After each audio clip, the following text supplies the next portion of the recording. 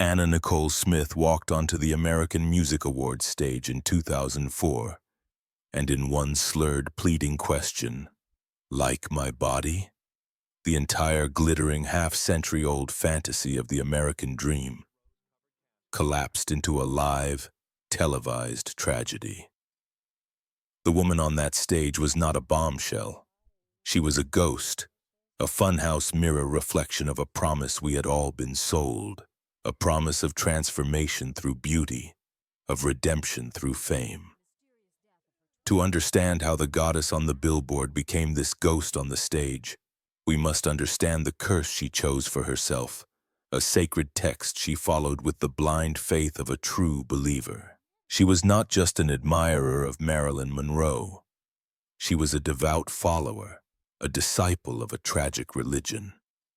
Her story is one of a cursed copy, a woman who so perfectly and with such ferocious determination emulated her idol's rise from obscurity to iconic bombshell that she was doomed, by some cosmic, inescapable logic, to also emulate her tragic, lonely, and premature demise. Her entire life was a constant, desperate performance, a brutal war fought between the flawless, manufactured mask of Nicole and the deeply wounded, chaotic, and terrified girl from a forgotten Texas town named Vickie Lynn. Let us set the scene of that fateful moment. The moment the mask did not just slip, but shattered. The date is November 14, 2004, the American Music Awards. The stage is bathed in a garish, electric blue light, a cold, artificial glare that offers nowhere to hide. A new rock band is about to be introduced, and out stumbles Nicole. The immediate visual is a shock, a dissonance that sends a ripple of discomfort through the audience of perfectly sculpted celebrities. She is not the luminous black and white goddess from the iconic Guess jeans campaign that had made her a global phenomenon in the early 90s. She is not the bubbly, effervescent, if naive, Playboy playmate of the year. The woman on this stage is a paradox, a walking tragedy. Her body, once celebrated for its voluptuous Jane Mansfield-esque curves, is bloated and heavy, squeezed into a tight-fitting, glittering gown, a shadow of its once celebrated form. Her movements are unsteady, a dangerous wobble on high heels. Her eyes are wide and unfocused, struggling to read the teleprompter that is just a few feet in front of her. She begins to speak, but the words are a thick, syrupy slurry, a desperate, sloshing attempt to form a coherent sentence. "And the nominees are," she begins before trailing off, giggling, lost in a dense chemical fog of what the world would later learn was a cocktail of prescription drugs. Methadone, tranquilizers, antidepressants. Then she looks out at the audience, at the sea of famous, perfect faces staring back at her, in a mixture of shock, pity, and palpable secondhand embarrassment. She seems to forget where she is, who she is supposed to be, what she is supposed to be doing. She strikes a wobbly, provocative pose, a ghost of the pin-up girl she once was, and asks the silent, stunned arena, "Like my body?" It is not a confident question. It is a desperate, heartbreaking plea for an affirmation that has been the central and only currency of her entire life. In that moment of profound public unraveling, she was no longer a model, no longer a celebrity. She was a spectacle of decay, a human car crash in slow motion, and the world with its millions of watching eyes could not look away. This was the Nicole the world came to know in her final years. A punchline, a cautionary tale, a reality TV train wreck. But she was not born this way. She was meticulously, painstakingly created, first by her own desperate imagination, and then by the very culture that was now laughing at her demise. The tragedy is that she achieved the American dream in its entirety, only to discover that the fantasy was a far more dangerous and lonely prison than the grim reality she had so desperately fled. The origin of that desperate, all-consuming hunger for a different life begins in the flat, dusty and deeply unremarkable landscape of Mexia, Texas. This was not a place where dreams were nurtured. It was a place where they were pragmatically ground down, a small working-class town dominated by the rhythms of high school football, the Baptist church, and the hum of the local state school for troubled youth. It was here on August 28, 1967, that she was born, Vickie Lynn Hogan. Her childhood was not a foundation, it was a void defined from the very beginning by poverty and a profound sense of abandonment. Her father, Donald Hogan, left the family when she was just a baby, an absence that would create a lifelong, aching void within her. A desperate, subconscious search for a powerful, protective father figure that would come to define her most famous and infamous relationship. She was raised by her mother, Virgie Arthur, a woman who worked multiple jobs, including as a sheriff's deputy, to keep them afloat. Their relationship was often fraught with the tension and resentment that poverty can breed, a dynamic of a tired, overworked mother and a needy, fiercely willful daughter. Vickie Lynn's world was small, suffocating, and devoid of glamour. She was a poor girl in a poor town, a future that seemed pre-written for her in the dusty Texas soil. School was not a place of opportunity. It was a place she felt stupid and out of place, an institution she dropped out of in the 9th grade. Her first real job was at a local fast food joint, Jim's Crispy Fried Chicken. Imagine her, a teenager with a stunning, developing bombshell figure and a universe of ambition brewing inside her. Wearing a greasy, ill-fitting polyester uniform, the smell of fried chicken clinging to her hair and clothes at the end of every long, thankless shift. The work was mundane, the future it offered was bleak.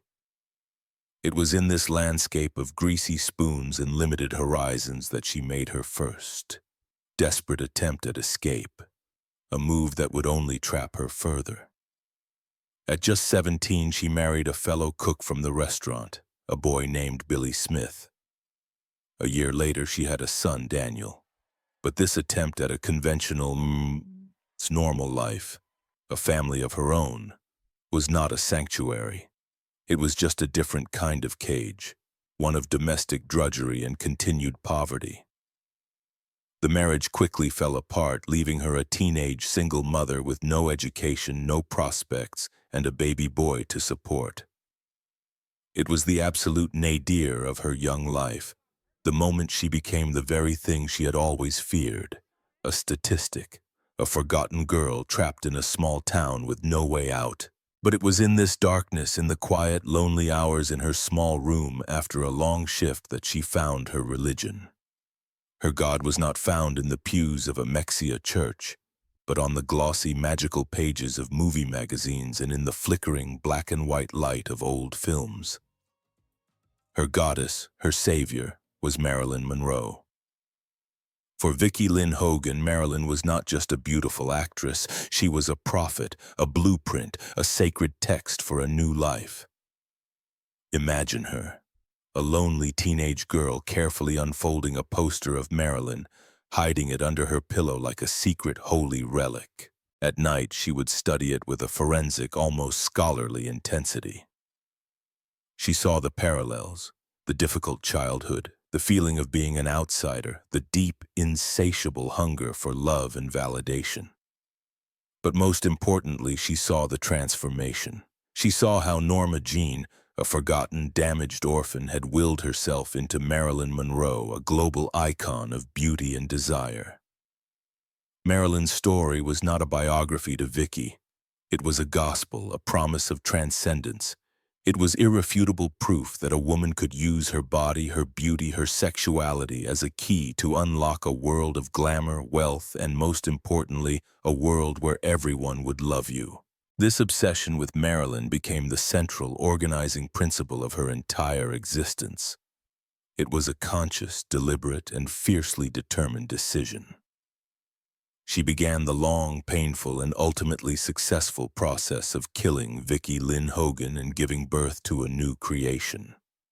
She bleached her hair that iconic, almost holy shade of platinum blonde. She studied and practiced Marilyn's breathy voice, her famous pout, her seductive hip-swaying walk. She was not just imitating an idol, she was performing a ritual of transfiguration. Her first step out of Mexia was into the neon-lit anything-goes world of Houston's strip clubs. This was not a shameful fall. For her, it was a step up, a liberation.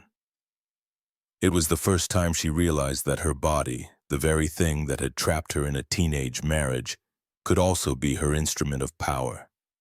It was on the stage of a strip club that she began to perfect the persona, to wield her beauty as a weapon and a tool to feel the intoxicating power of commanding a room's attention. And it was there, in a place that society looks down upon, that she finally found the escape route that would lead her out of Texas and into the very heart of the American dream she so desperately worshipped. The question that haunts this early chapter is a profound one. Was this transformation an act of empowerment, a woman taking control of her own destiny in the only way she knew how? Or was it the first, bureaucratic step in a lifelong process of self-erasure, the trading of an authentic if painful self for a beautiful, hollow, and ultimately fatally fragile fantasy? The journey from the greasy spoon diners of Mexia to the global stage began in the neon-lit, smoke-filled, and deeply polarizing world of Houston's top-tier gentlemen's clubs. For Vickie Lynn Hogan, this was not a shameful fall into a world of degradation, as the later media narrative would so gleefully suggest.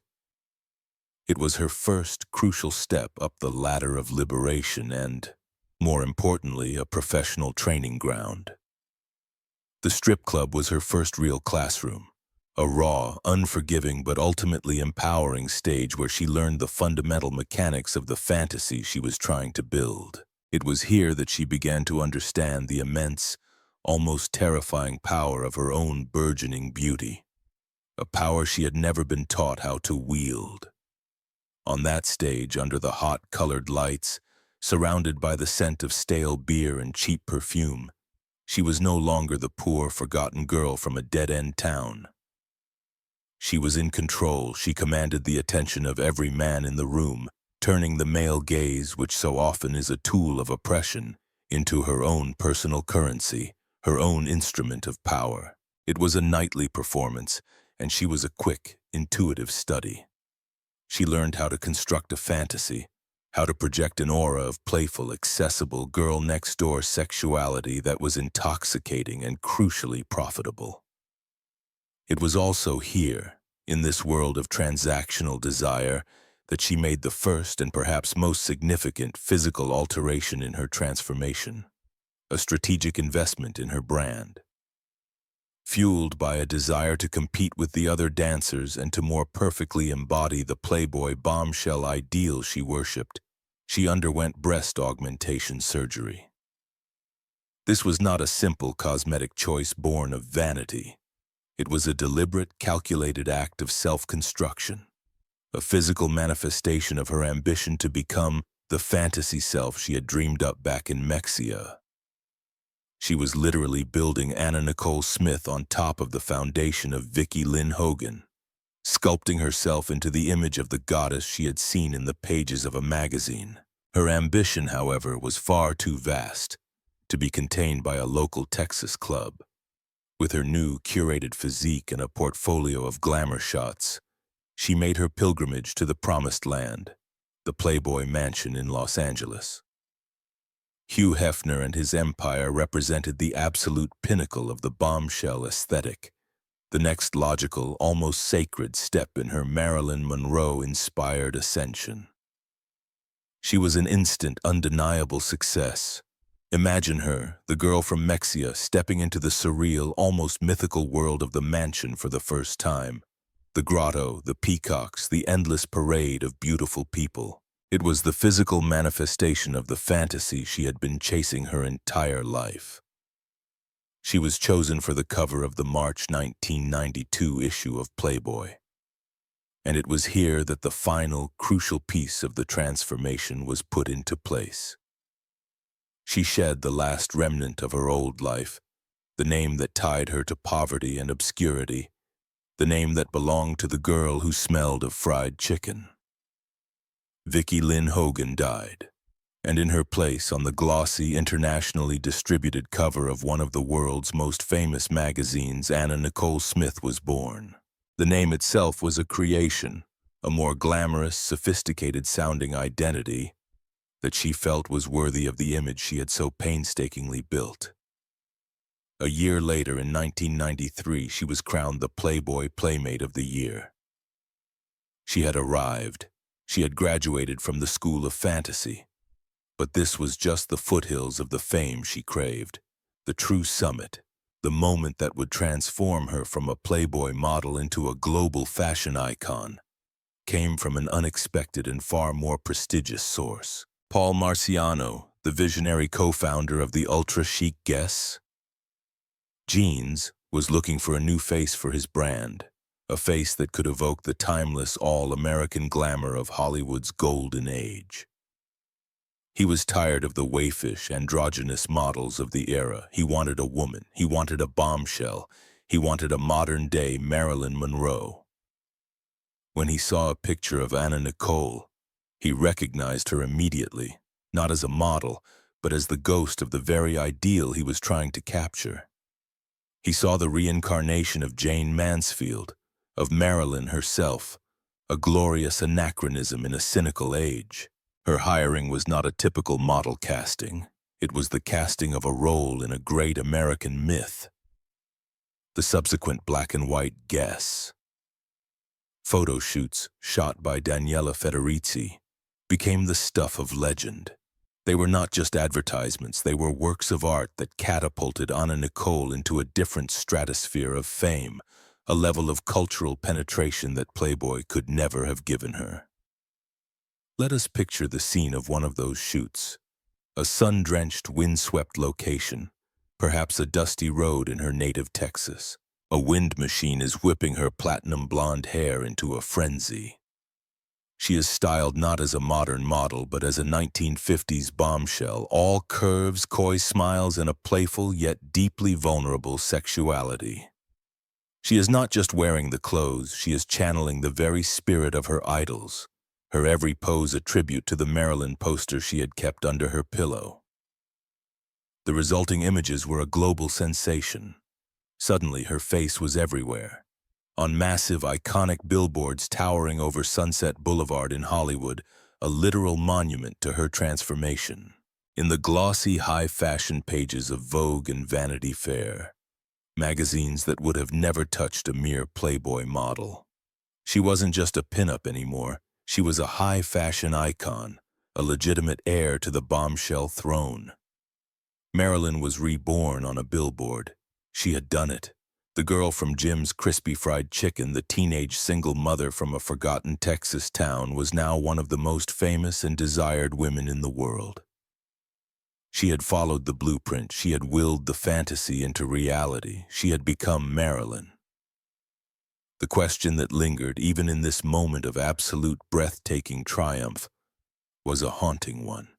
Had she truly achieved her dream, or had she merely succeeded in building the most beautiful, most perfect, and most inescapable cage for herself? At the absolute peak of her new, stratospheric fame, while she was still dancing to make ends meet, Nicole Smith's life took the surreal, bizarre, and deeply misunderstood turn that would come to define her entire public image forever.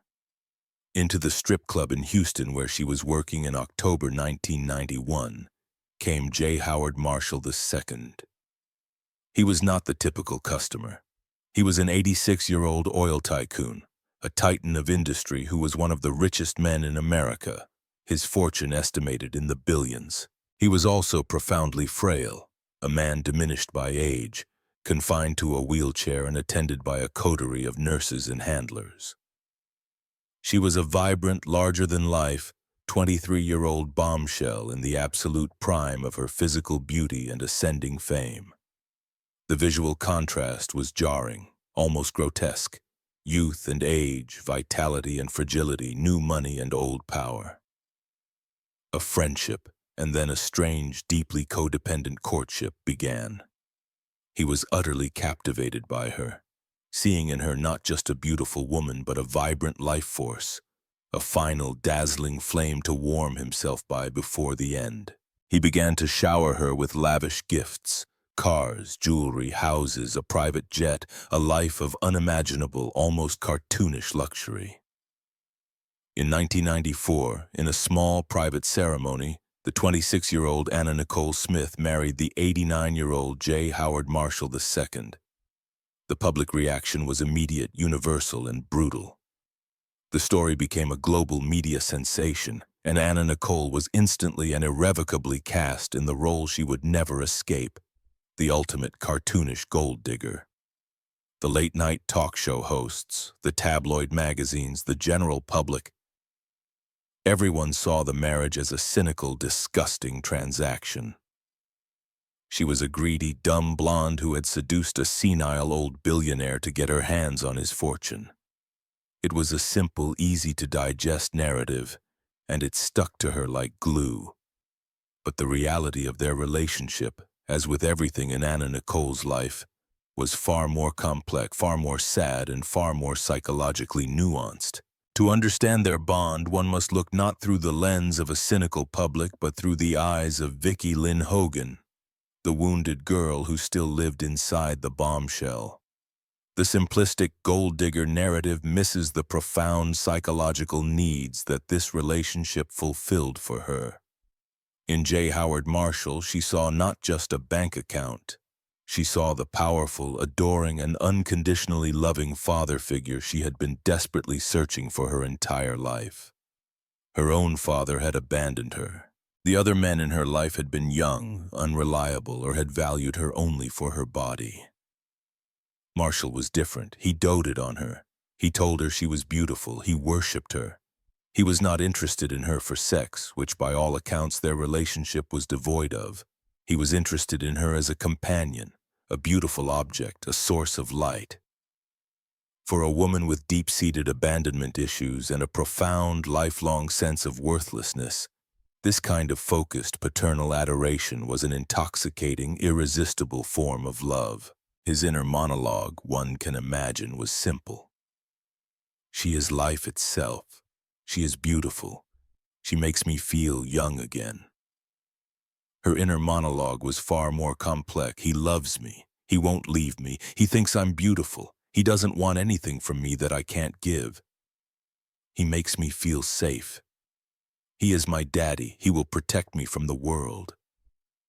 Furthermore, Marshall represented something even more fundamental. Absolute permanent security. He was the ultimate escape from the terror of poverty and precarity that had haunted her entire life. With his fortune, she could ensure that she, and more importantly her beloved son Daniel, would never have to be poor again. She would never have to go back to the fried chicken restaurant.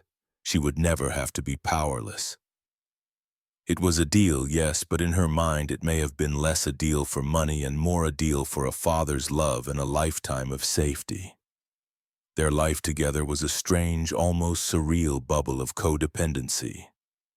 He was the frail, doting patriarch, and she was the vivacious, often childlike companion.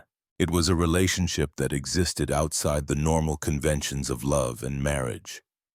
A strange folie à deux between two profoundly lonely people at the opposite ends of life's spectrum. She gave him youth, beauty, and a reason to live. He gave her security, adoration, and a temporary shield against the cruel world, but that shield was an illusion. The public's reaction to their marriage was a brutal, relentless assault. She became a national punchline, the ultimate caricature of a greedy, manipulative woman. The media narrative permanently sealed her public image, creating a trap from which she could never escape, no matter what the truth of her feelings for Marshall may have been. The world had its simple, ugly story, and she was cast forever as its villain. She had found her safe harbor, but in doing so, she had sailed directly into the biggest, most unforgiving storm of her life. The surreal May-December fairy tale, if it could ever be called that. A strange bubble of affection and security built against the world was destined to be brief. Just 14 months after their wedding, on August 4th, 1995, J. Howard Marshall II died of natural causes at the age of 90. For Nicole Smith, this was not just the death of her husband. It was the death of her protector, her benefactor, her shield, and the source of the absolute, unconditional security she had craved her entire life. Imagine the moment she received the news, the initial shock, followed by a wave of genuine, childlike grief for the strange, doting, and profoundly powerful father figure she had come to depend on. But that grief would have been quickly and violently followed by a cold, creeping, and utterly paralyzing terror. The shield was gone. The old man who had stood between her and the hostile, judgmental world was no longer there. Her inner monologue must have been a chaotic whirlwind of sorrow and pure animal panic. He's gone. He's really gone. The one who loved me. The one who said I was beautiful. The one who kept me safe. What happens now? What do I do now? Am I safe anymore? Who will take care of me? The answer came swiftly and brutally in the cold, hard language of legal documents. The reading of Marshall's will was a scene of high, sterile drama. Imagine a stuffy, wood-paneled lawyer's office in Houston. Nicole, perhaps dressed in a somber but still too glamorous outfit, sits on one side of a large mahogany table. On the other side sits J. Howard's son, E. Pierce Marshall, a man who viewed her with a cold, undisguised contempt, seeing her as nothing more than a vulgar interloper. The air is thick with tension and mutual hatred. The lawyer begins to read the long, dry, 600-page document. Nicole listens, her heart pounding, waiting for her name, waiting for the validation, for the final gift from the man who had promised to take care of her forever. But the pages turn, and her name is never mentioned. The will, drafted before their marriage and never updated, leaves his entire multi-billion-dollar fortune to his son. She is left with nothing. For Nicole, this was a profound, soul-crushing betrayal. It wasn't just about the money, though the money represented the ultimate security she craved. It was about the validation. The will seemed to confirm the public's ugliest accusations that she had been nothing more than a temporary amusement, a plaything, not a true wife worthy of inheritance. The love and security she thought she had finally found were, in the end, just another illusion. It was in this moment of grief, betrayal, and terrifying financial precarity that the next and longest chapter of her public life began. She would no longer be Nicole Smith, the supermodel. She would become Nicole Smith, the professional widow. She decided to fight. She contested the will, claiming that J. Howard had verbally promised her half of his estate as a wedding gift. This decision was the spark that ignited a decade-long legal war, a bitter, vicious, and surreal conflict that would consume her youth, define her public image, and transform the nation's courtrooms into her own personal, tragic theater. The legal battle against E. Pierce Marshall was not a quiet, dignified affair played out in hushed courtrooms. It was a loud, messy, and often bizarre public spectacle fueled by the insatiable appetite of the tabloid media. The courtroom became Nicole's new stage, and she played a role she seemed born to inhabit. The grieving, wronged, and underestimated bombshell widow, a tragic actress in a pink suit. Her court appearances were performances. She would often arrive in outfits that were wildly inappropriate for the solemnity of a legal proceeding. Low-cut dresses, bright pink suits, her hair perfectly coiffed in a Marilyn-esque style. It was a deliberate act of defiance against the stuffy masculine world of law and finance. A declaration that she would not be intimidated, that she would be herself even here. She would weep on the witness stand, her testimony often veering into rambling, emotional, and seemingly incoherent diatribes about her love for Paw, as she called him. The media and much of the public portrayed her as a clown, a train wreck, making a mockery of the justice system. But to see her behavior as simple foolishness is to miss the desperate strategy underneath. She was not a lawyer, she was a performer. She was using the only tools she had, her body, her emotions, her larger-than-life persona, to fight a war against a powerful, well-funded, and deeply hostile opponent.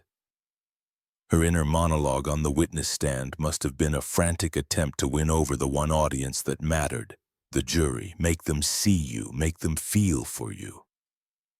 You're just a small-town girl, he's the powerful rich man trying to take what's yours. Cry, make them see the tears, make them believe he loved you. It was a desperate, often misguided, but not entirely unsuccessful strategy. The legal saga became a labyrinthine journey through the American justice system. She won a staggering $474 million judgment in a California bankruptcy court, only to have it thrown out. She lost in a Texas probate court. The case became a symbol of a larger American cultural battle. New money versus old, celebrity versus establishment, the bombshell versus the patriarch. In a truly surreal turn of events, her case, Marshall v. Marshall, went all the way to the U.S. Supreme Court in 2006. Imagine the spectacle. Nicole Smith, the former stripper, the Playboy model, the tabloid figure, her name now etched into the annals of the highest court in the land. She stood on the steps of the Supreme Court, a vision in a demure black suit, a performance of seriousness for the 9 justices who held her fate in their hands. She won her case in the Supreme Court, a landmark procedural victory that allowed her to continue her fight in federal court. It was a moment of bizarre, surreal triumph, a validation of her long, exhausting battle. But it was a victory that came at an immense cost. The decade-long war had consumed her. She was no longer a model, no longer an actress. Her entire identity, her entire purpose was now wrapped up in this single, all-consuming legal fight. The war had given her a reason to get up in the morning, but it had also solidified her image in the public eye as a greedy, pathetic figure, forever defined by her connection to a dead billionaire. While the legal war raged on, defining her public narrative in the courthouses, another, more intimate and perhaps more destructive transformation was taking place in her own living room, broadcast to the world for their amusement. In 2002, she was given her own reality television series on the E! Network, The Nicole Show. At the time, the genre was still in its infancy, and her show became a strange, chaotic, and hugely popular cultural phenomenon. The decision to let cameras into her life 24/7 was driven by a need for money to fund her legal battles and a deeper, more profound need to stay in the spotlight. She was a performer without a stage, an icon without a campaign, and reality TV gave her a platform. But this platform was not a pedestal. It was a pillory. The show was the ultimate tragic fulfillment of her lifelong performance, the moment the boundary between the public persona and the private self completely and irrevocably eroded. The Nicole Show was a public dissection of her decline, a confession in handcuffs packaged as a wacky half-hour sitcom. It was a public autopsy of a life in progress. We, the audience, were invited in to watch a woman in the throes of a deep, untreated depression and a burgeoning, dangerous prescription drug addiction. And we were told it was comedy. The dumb blonde persona she had so carefully constructed in her youth was now no longer a performance. It had consumed her, or perhaps it was the only safe identity left for her to inhabit. Audiences laughed, but they were laughing at a woman actively dying, her pain served up with a laugh track. The show chronicled her bizarre, often heartbreakingly sad, daily life. We saw her slurring her words, her eyes half closed and unfocused, after taking her medicine, a cocktail of painkillers, antidepressants, and methadone. We saw her childlike, deeply codependent interactions with her ever-present lawyer and confidant, Howard K. Stern, a man who became her handler, her enabler, and the co-star in her tragedy. We saw her profound grief over her weight gain, a constant battle that was played for laughs. We saw her bizarre, rambling conversations with her miniature poodle Sugar Pie, a tiny dog that often seemed to be the only creature she could genuinely connect with. We saw her painting her face like a clown, a tragic on-the-nose metaphor for her life. Her inner monologue, one can only imagine, must have been one of profound confusion. They're all watching me, they're all laughing. But I'm not telling a joke, this is my life. Why are they laughing? Don't they see I'm in pain? She had become a prisoner in a reality TV cage, and the bars were made of the audience's laughter and pity. But amidst the chaos, the medication, and the manufactured storylines, there was one single anchor of sanity and genuine love in the entire series. Her son, Daniel. He appears on the show as a quiet, gentle, and deeply intelligent teenager. His love for his mother shining through his clear and palpable discomfort with the cameras and the circus surrounding her. He is the heartbreaking, sober counterpoint to her performative decay. In their scenes together, we see a different Anna Nicole. The slurring often stops. Her eyes clear for a moment, and we see a glimpse of the loving, protective mother she so desperately wanted to be. Daniel was her reason for living, her one true connection to an authentic, non-performative reality. He was the only person who saw past the bombshell, past the train wreck, and still saw Vickie Lynn Hogan, his mom. His presence on the show is a haunting, almost unbearable foreshadowing of the unspeakable tragedy to come. A constant, loving reminder of the one pure, good thing in her life that would be so cruelly, so unbelievably snatched away. The final act of Anna Nicole Smith's life began with a desperate flight for sanctuary and the promise of a new beginning. Hounded by the seemingly endless legal war with the Marshall family and the relentless, cruel glare of the tabloid media in the wake of her reality show, a pregnant Anna Nicole retreated to the Bahamas in 2006. She saw the island nation as a haven, a place where she could escape the jurisdiction of American courts and, more importantly, have her second child in peace away from the carnivorous lens of the paparazzi. For a brief, shining, and ultimately deceptive moment, it seemed like a rebirth was possible. On September 7, 2006, in a private hospital in Nassau, she gave birth to a healthy baby girl, Danielyn Hope Marshall. The birth of her daughter was a moment of pure, unadulterated joy, the first she had likely felt in a very long time. It was a chance at redemption, a new purpose, a reason to finally heal, a reason to get clean. Her inner monologue, one can imagine, was a prayer of profound relief and desperate hope. A new baby, a beautiful girl, a fresh start, a do-over. Everything is going to be different now. I can protect her. I can be the mother I never had. Daniel will have a sister. We can finally be a real family. This is all that matters. This will save me. She had a new life to protect, a new unconditional love to pour her own fractured heart into. This fragile, beautiful, and desperately needed hope lasted for 3 days. What happened next was not just a tragedy. It was a cataclysm, a cruel, cosmic twist of fate so horrific, so poetically monstrous it feels like something from a Greek myth. Her beloved son, Daniel, now a thoughtful and gentle 20-year-old, flew to the Bahamas to meet his new sister. He was, as he had always been, her rock, her confidant, her one true love, the single, unwavering constant in her chaotic, performative life. Imagine the scene in that bright, sterile maternity wardroom, a space meant for celebrating new life, filled with flowers and balloons. Daniel arrived. He held his baby sister. He sat by his mother's bedside, sharing in her joy. He was proud. He was happy. He was the one person who had been with her through it all. The strip clubs, the Playboy mansion, the courtrooms, the reality show. He was her anchor to the real world, to the memory of Vickie Lynn Hogan. Then as she rested, he fell asleep in a chair in the room. He never woke up. On September 10, 2006, just 3 days after the birth of his sister, Daniel Smith died from an accidental overdose of a lethal combination of methadone and antidepressants, drugs he had reportedly been taking for depression. He died in his mother's hospital room.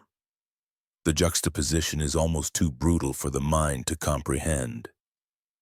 The cradle and the coffin side by side in the same sacred space.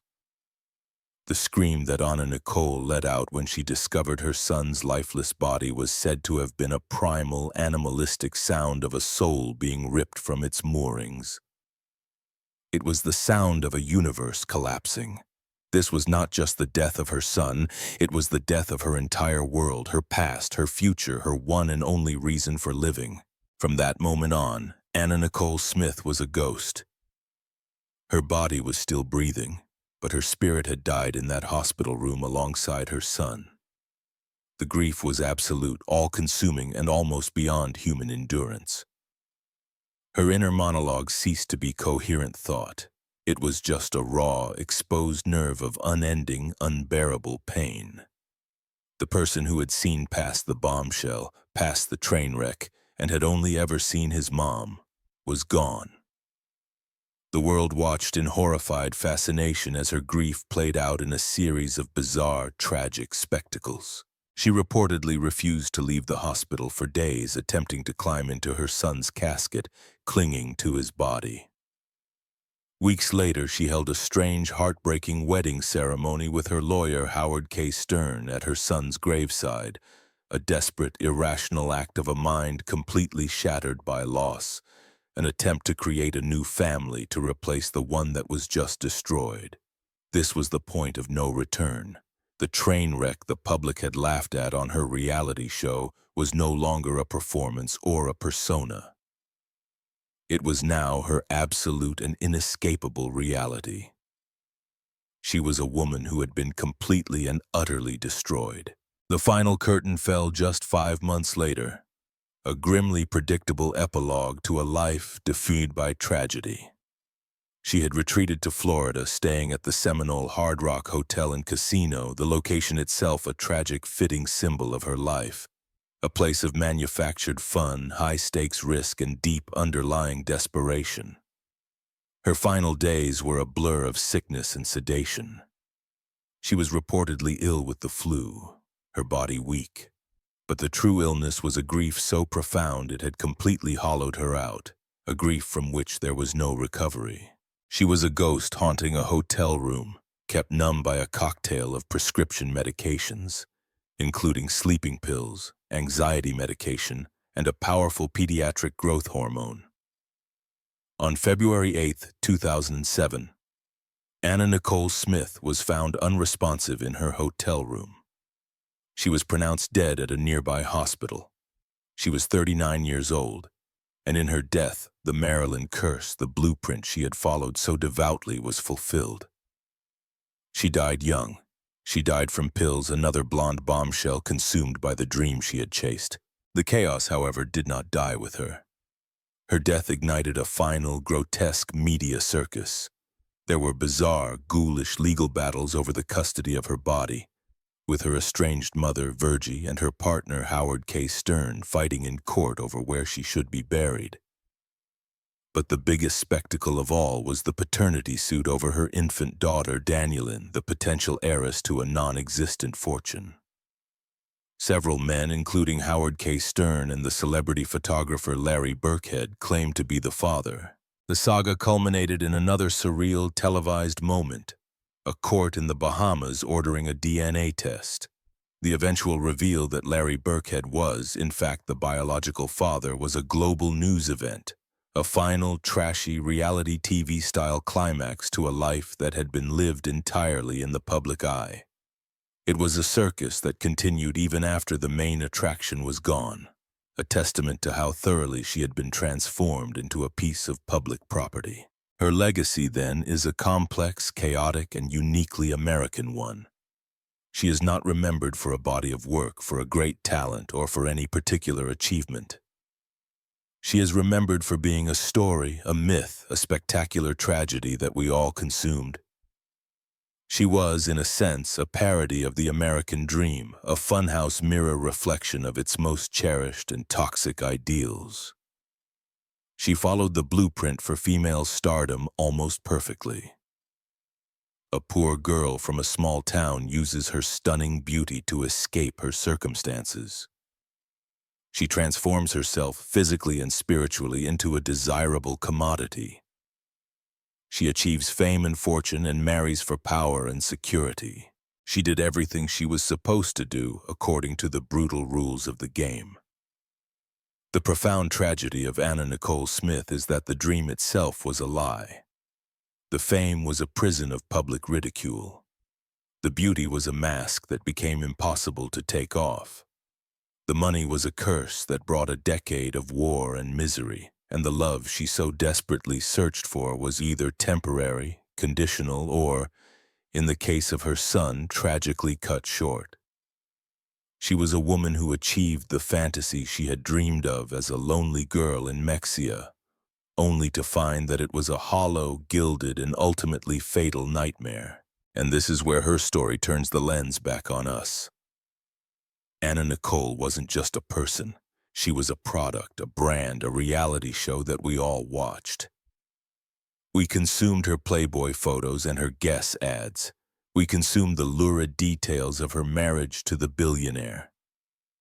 We laughed at her on her reality show, and we consumed with a morbid, insatiable fascination the details of her decline, her grief, and her death.